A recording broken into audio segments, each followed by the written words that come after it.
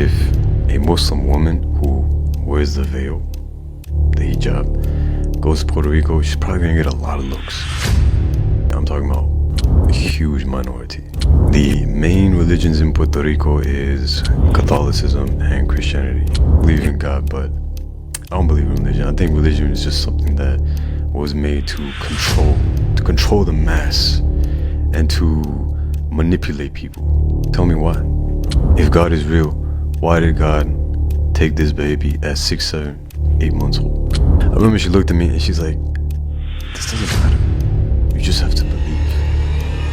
Oh my God, when I heard this, I wanted to throw my phone at the TV, slam my computer on the ground, because I was so frustrated that I couldn't find these answers. And when we started doing this practice, there got to a point where I started feeling my body as if it was trying to float away. And I was like, that's weird. We were in an auditorium filled with over 1,000 people.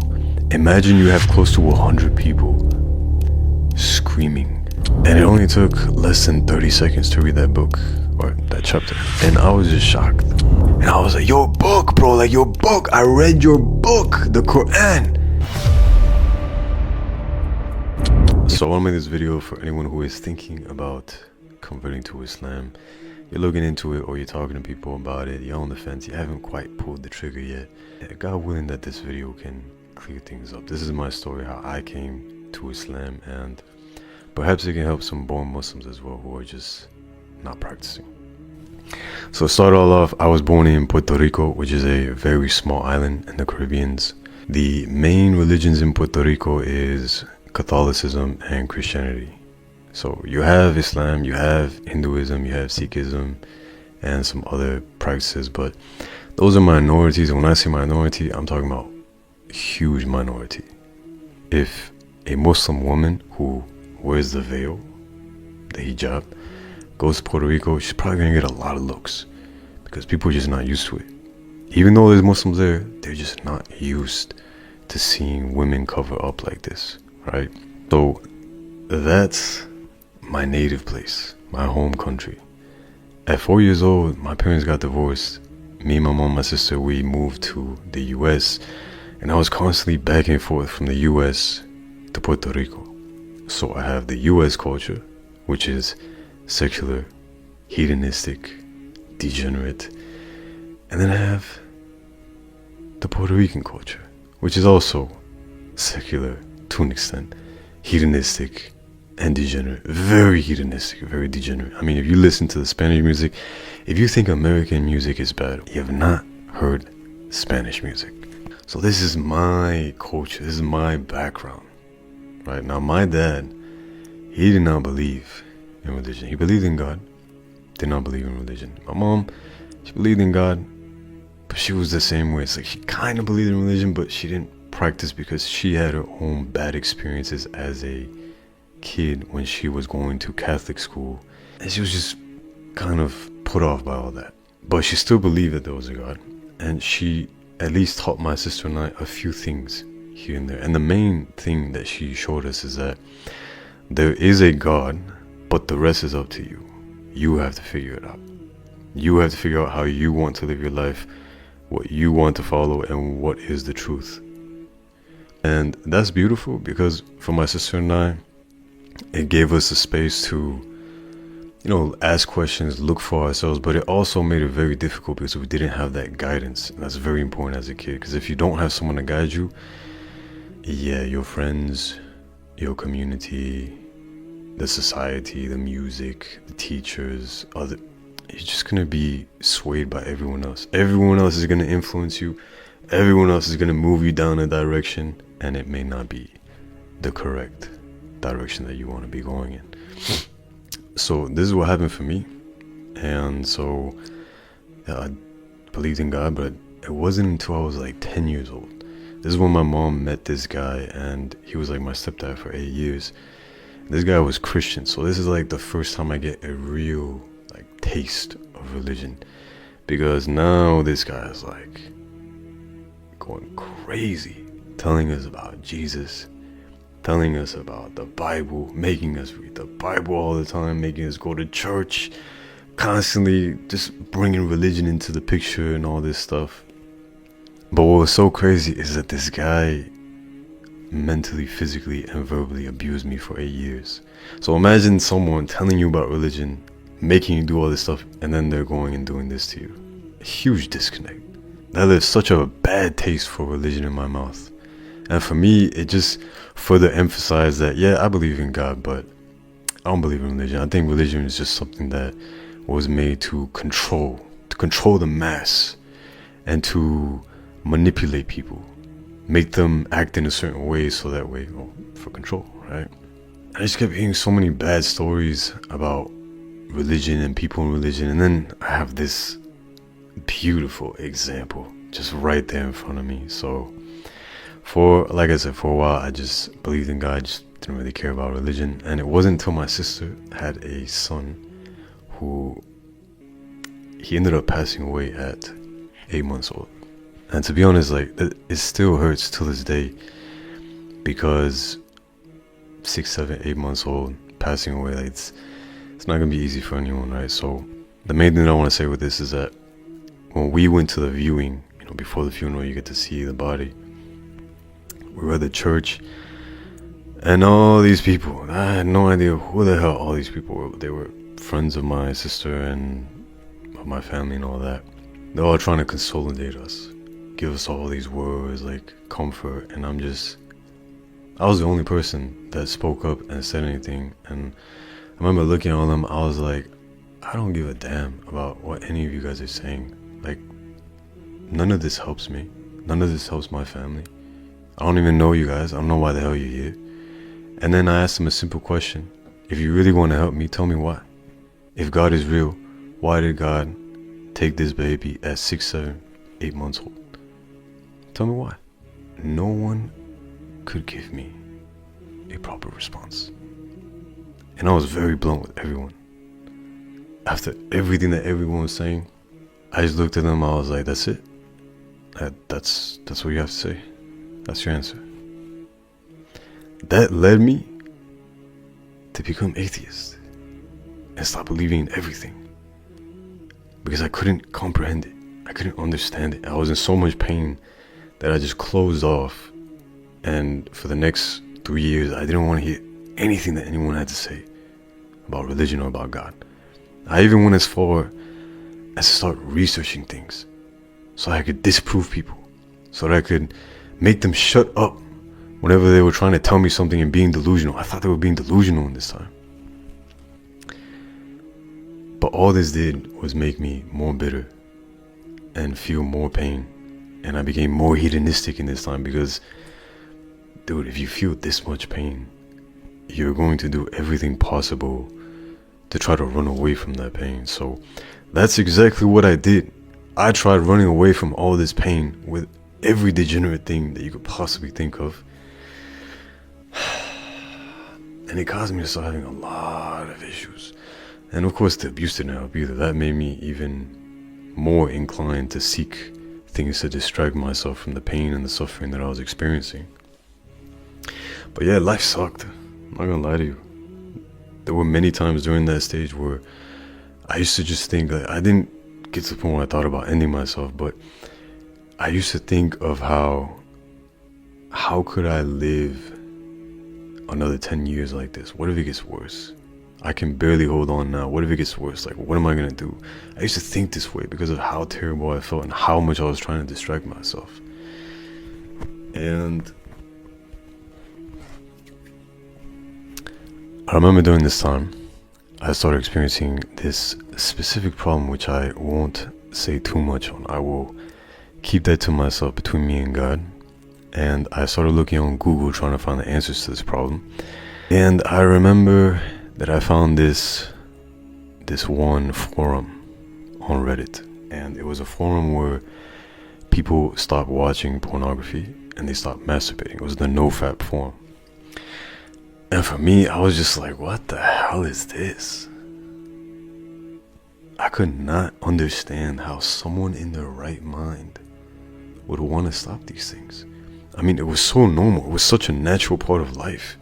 As a person who was hedonistic, atheistic, all my friends did this. We all talked about it. It was just so normal. So when I saw people wanting to quit, I'm like, damn, these people must be mentally ill. Like, something must be wrong with them. And when I would look through the comments and some of the people were talking about superpowers, I would just bust out laughing. I was like, damn, like, these people really have problems. Like, I'm just going to read a little bit more because I can't stay here too much longer. I can't read much longer about what's going on here.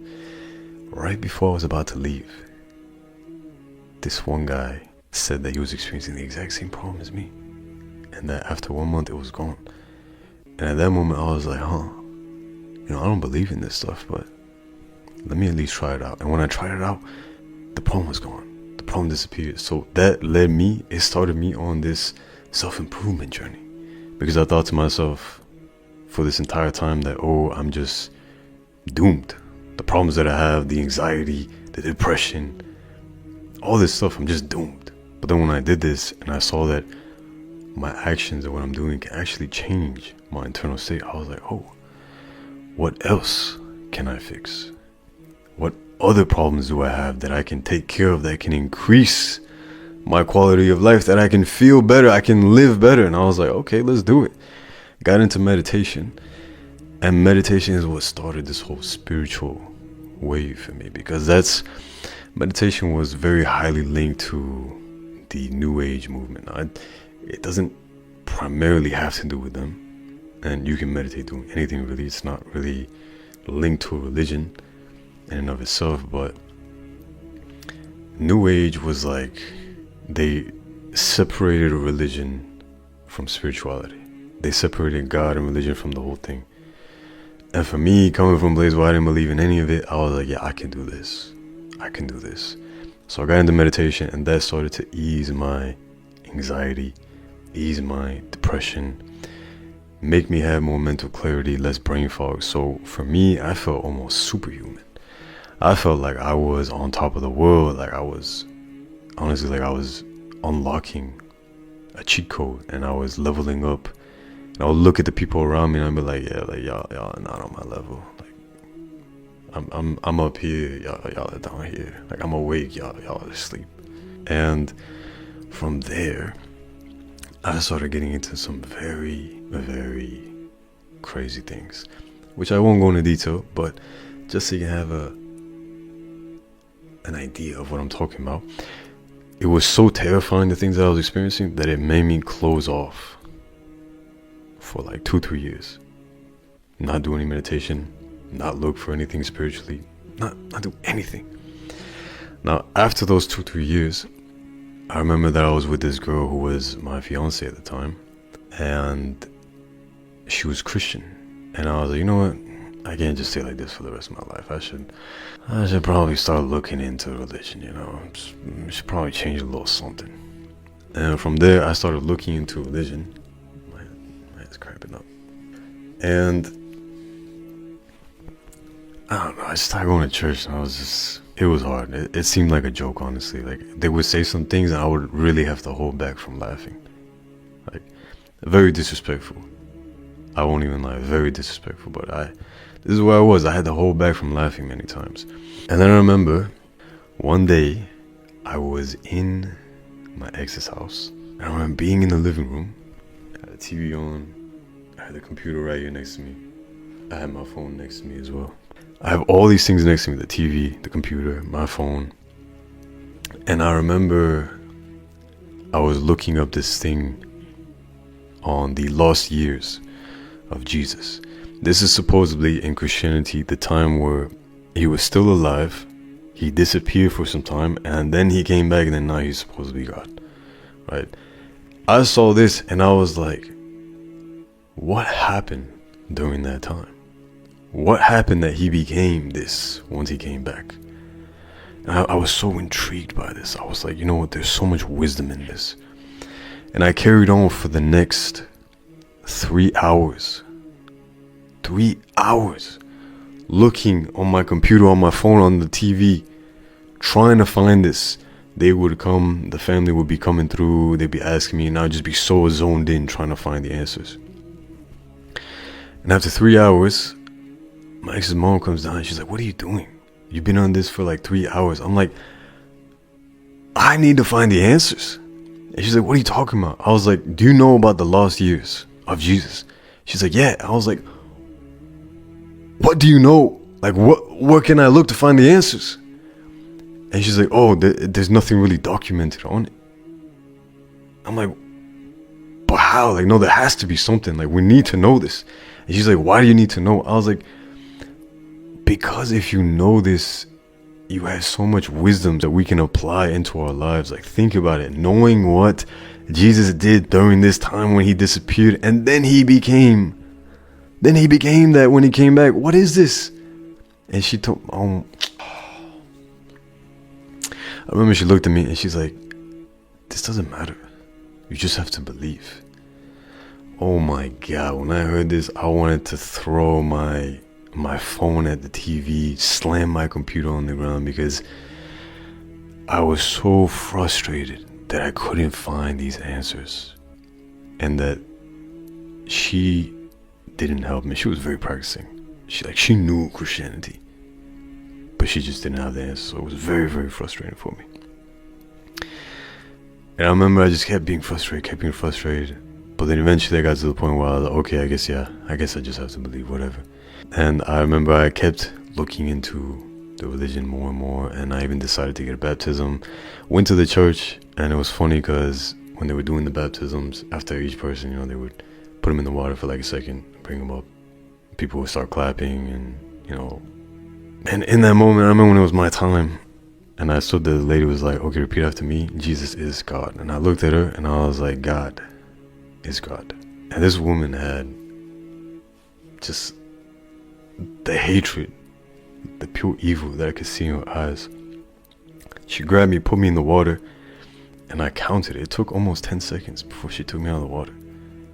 I don't know, maybe she was trying to like wash away my sins, my demons. Maybe she thought I was possessed or something like this. But she kept me in the water for a very long time, and I got out of the water, I just started laughing. And I looked at her, I was like, thank you. I just walked away. And, long story short, me and my ex ended up splitting. And for a few months after that, I tried to continue with the religion. I couldn't do it. There was just too many inconsistencies, too many things that didn't make sense. And anytime that I would question it, I would either be put down for it, or I would just be told that I have to believe the same thing that my ex's mom said. You just have to believe. You just have to have faith. That's not always how it should be. We should have facts. We should see the evidence. It should be very clear to us. There should be no doubt whatsoever. That's how you have faith, right? You should have the evidences there for you to have the faith. At least that's how I understand. So after this, I start going into other religions, because again, I'm looking for answers. So at this point, I looked into Buddhism, Hinduism, and it stopped after Hinduism. I did look into some other ones, but I didn't practice them that much. The ones that I really practiced was Buddhism and Hinduism. Buddhism was great, but it just lacked many elements. You know, it just felt like certain parts were missing. And then that's when I got into Hinduism, and I thought that was it at one point, because it was very spiritual at the time. So I was like, yeah, this is what I'm missing. And I remember at the time I had a very close friend who he himself was Hindu, and we would listen to this guru. His name was Sadhguru, and even to this day, some of the stuff he says is pretty nice. But I will never forget that he had this workshop called the Inner Engineering Workshop. Me and my friend ended up getting a ticket. We flew out to Dallas, Texas, attended this thing. I remember the first day, it was so boring that I was falling asleep, because he was just repeating things that he said in YouTube videos. And I remember coming back to the Airbnb, and I was like, bro, I cannot believe that we wasted money on this trash.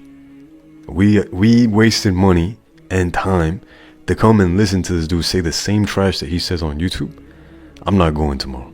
And my friend was like, no, like, just relax, bro, like, we're gonna go, you know, like, he's probably just priming everyone. He's probably getting people ready, you know, trying to see who's actually serious and who's not. So the second day we go in, and then they start teaching us this specific practice known as Shambhavi Mahamudra. Now, I don't recommend you practice this. You can look into it to see what the hell it is, but I don't recommend you practice it because it's heavily linked to like Kundalini and all this other stuff. And when I tell you this experience, you'll understand why I say don't practice it, right? So we were there, they were teaching us everything. And as they're teaching us everything, Sadhguru comes out and he's like, listen, this is your experience. As you're experiencing this, if you start hearing things like people screaming or something like this, disregard it. Focus on your experience and let yourself experience whatever you're experiencing. Don't hold on. Don't try to hold back. And I was like, okay, this sounds a little weird. And when we started doing this practice, there got to a point where I started feeling my body as if it was trying to float away. And I was like, that's weird. In the moment that I started feeling that, I heard one person start screaming. Then I heard another person screaming, then another person, then another person, another person. We were in an auditorium filled with over 1,000 people. Imagine you have close to 100 people screaming. Even though I didn't believe in what the Bible was saying about heaven and hell, if I could give some word that can resemble what I was experiencing in that moment, what it felt like that was, it felt like it was hell. It felt like it was hell when you had all these people screaming in the back. And when I heard all these people screaming and I felt like my body was trying to drift away, I was like, hell nah. Hell nah. At that point, I did everything possible to make sure that I didn't have this feeling and making me drift away here and experience some random thing. And then after that, after everything was done, it's as if everyone was like worshiping this guy. He was walking down the middle path and everyone's over here like going down, like putting their hands down like this, trying to touch his feet. And I think that's something in their culture, but I don't think it's correct. Anyone just observing it from the outside looking in, you can tell something's off with that. And I was just looking at it, I was like, nah, like what the hell am I doing? Like this is not it. And after that, I talked to my friend and I was like, bro, I can't do this no more. And he was like, no, bro, like, at least try it for a little bit. So I tried. I tried for a little bit more, for like a few weeks more. And I was like, nah, bro, I can't. Like, this is not for me. This is not for me. And at that point, I remember I got very, again, hedonistic because I was like, you know, I can't find the answers. Forget it. I'm not even going to look. Ended up doing a dopamine detox. And when I did dopamine detox, all the problems that I thought that I was experiencing mentally and physically, they all just kind of disappeared.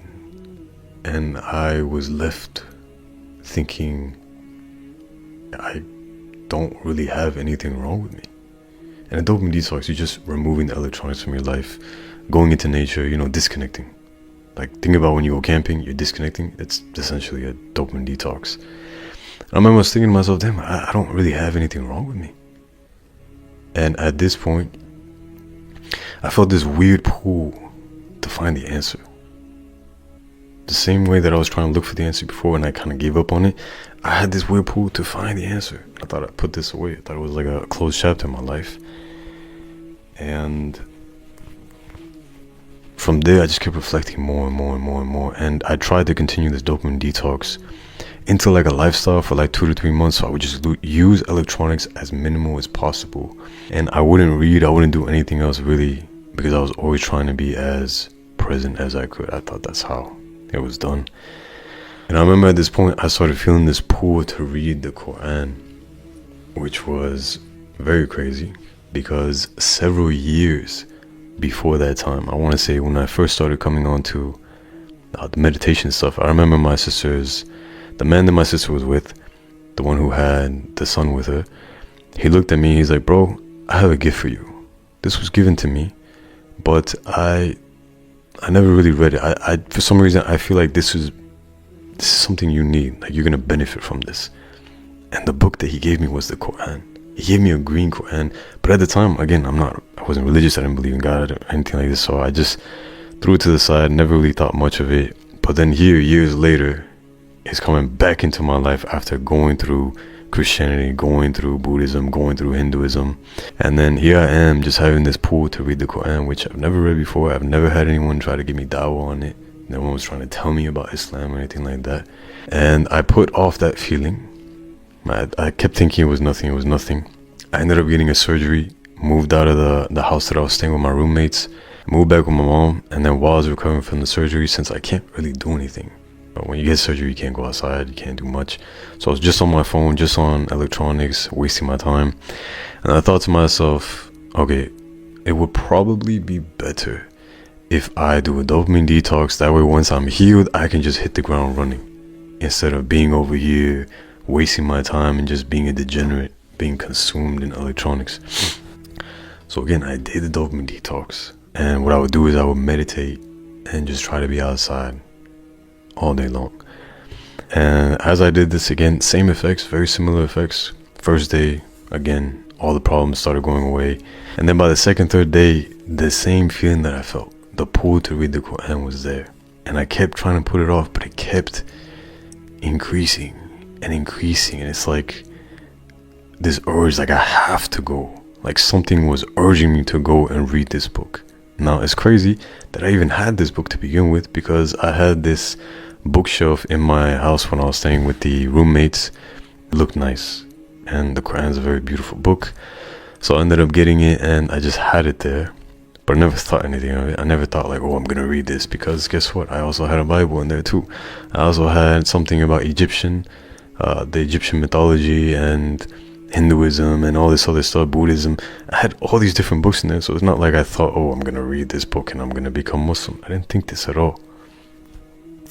So I have this pull to read the Quran, and I have the Quran in my closet, and again, I'm putting it off until eventually I was like, you know what, it's just a book. I'm gonna read this book because it's just a book. What can it do? I remember the first day that I read it. I read the first chapter. It's called Surah Fatiha, which is, in Arabic, it means the opening. And it only took less than 30 seconds to read that book, or that chapter. And once I read that chapter, I closed the book. And I was just shocked, because 50% of the questions that I had were answered within those 30 seconds of reading that. I just couldn't understand. Could not understand. So I remember I went outside, and I couldn't help but think about it, but reflect on it, because I have nothing else. I'm not distracting myself, so I couldn't help but reflect on it. And then the next day, again, I felt the urge, and I was like, you know what, I need to see what this was. There's no way that in 30 seconds 50% of the questions that I had were answered. So now I started reading the second chapter, which is Surah Baqarah. In Arabic, this means the cow, and there's a reason why it's the cow. It's in the chapter in and of itself. But I started reading it, and after a few sentences in, again, I closed the book, and I couldn't understand, because now it's like 90% of the questions that I had were answered. So at this point, I'm just at a loss for words. So again, I go outside, I cannot help but reflect on it. And I keep thinking to myself, what the hell? How can this book that I've had this entire time, that I was given before years ago, how can this book, it may be a total of like 5-10 minutes, answer questions that I've been looking for the past several years in just a few minutes? Couldn't understand, man. I remember when I woke up the third day, I felt compelled to read this book. I felt like I didn't want to do anything else but read this book, because I needed to know what the hell was going on. What was I reading? So I continued to read Surah Baqarah, and I read for like a good 20-30 minutes. At that point, I closed the book, and I felt a sense of peace, because every question I had was answered. A little confused as to how this book, every single question was answered, but I felt a sense of peace, like I needed that, you know? And so I sit down next to my bed, and I start reflecting. I started thinking about every single thing that I was reading. And I started thinking about my entire life from when I was in Puerto Rico as a little kid, what I went through when my parents got divorced, what I went through when my mom was with this guy, what I went through the past several years when I was going through the problems, trying to find answers. And then I just kind of came to this conclusion, like, yeah, I guess Allah is the only God. And I guess the Prophet Muhammad is the final messenger. When I came to that conclusion, the best explanation that I can give you is that I felt waves going through my body. That's the best explanation that I can give you. I felt waves going through my body. I did not understand what the hell was going on. Look it up on Google, nothing. No answers, no nothing. So I'm thinking. I was like, who do I know that I can tell this about? Because I had two friends that were Muslim. I don't think they were very practicing, but I remember that they used to talk briefly sometimes about Islam, but they were doing some of the stuff that I was doing, so I was like never really convinced about anything. Couldn't talk to them because I didn't even know where they were. Lost contact with them. And then I was just thinking, I was like, wait, I have this friend. He's Muslim. Let me reach out to him. And so at this point, I reach out to him. And I'm like, bro, I read your book. He was like, my book? I was like, your book, bro. I read your book. And he stayed quiet for a second. He's like, bro, I didn't write a book. And I was like, your book, bro, like your book. I read your book, the Quran. He was like, oh, did you like it? And I was like, bro, I need some answers. And he was like, what's wrong? And I was like, bro, I told him the whole story. And then I told him how I started feeling the waves at the end once I had come to this conclusion. And he was like, bro, that you're a Muslim. I was like, what the hell do you mean, bro? I don't even know what a Muslim is. And then from there, he started telling me more and more about Islam. And, you know, one thing led to another. Here we are. Right, so, inshallah, God willing, this can serve as a reminder. It can serve as a example if you are thinking about coming to Islam, and as a example if you are a Muslim and you're not practicing, of why you should practice. Because Islam is real. Allah is real. Everything that you're hearing about in the religion is real. The things that you were probably thinking about, you should probably reflect on them more. Right? You should probably ask yourself the question, why? Why do I think this way? Why do I have this program? Because we're all being programmed right now. When you can dissect why you're thinking the way you think, why you feel the way you feel, why you have this specific program, how did it come about, and what is actually being presented, is that actually the truth or not, and look into it yourself. I mean, I can't say anything else. You're going to see for yourself.